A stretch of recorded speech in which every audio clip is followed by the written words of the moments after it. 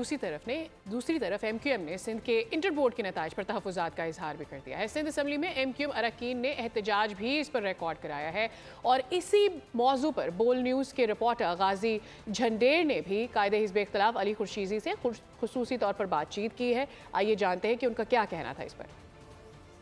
हम सिंध असम्बली के ऐवान में मौजूद हैं। आज एमक्यूएम की तरफ से हिज़्ब इख्तिलाफ की बेंचेस पर बहुत बड़ा एहतजाज किया गया, सिंध असम्बली के अंदर भी और बाहर भी। उसके बाद अपोजिशन के लीडर अली खुर्शीदी साहब ने मीडिया टॉक भी किया। मेरे साथ मौजूद हैं अली खुर्शीदी, कायदे हिज़्ब इख्तिलाफ सिंध असम्बली, उनसे बात करेंगे।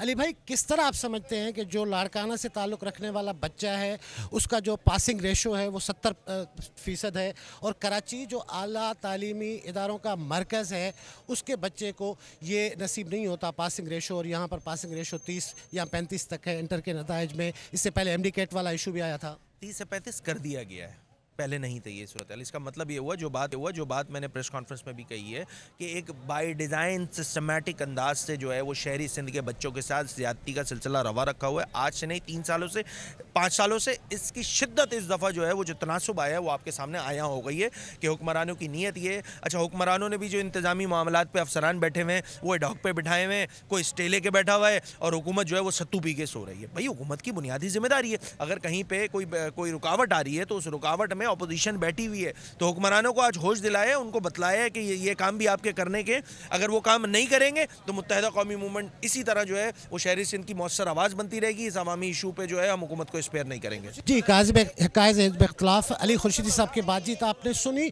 इंटर के नताइज में देही सिंध और शहरी सिंध के रिजल्ट्स में जो फ़र्क आया है, इस हवाले से आज एमक्यूएम के अरकान ने जो प्रेस कॉन्फ्रेंस की, उन्होंने ये भी शिकायत की है कि ऐवान में जब एमक्यूएम के अरकान एहतजाज कर रहे थे इस इंतहाई हसास इशू पर, इस्लामी और पीटीआई के जो आपका शुक्रिया तफसीलात के लिए। सब्सक्राइब करें और बेल दबाएं ताकि कोई खबर रह न जाए।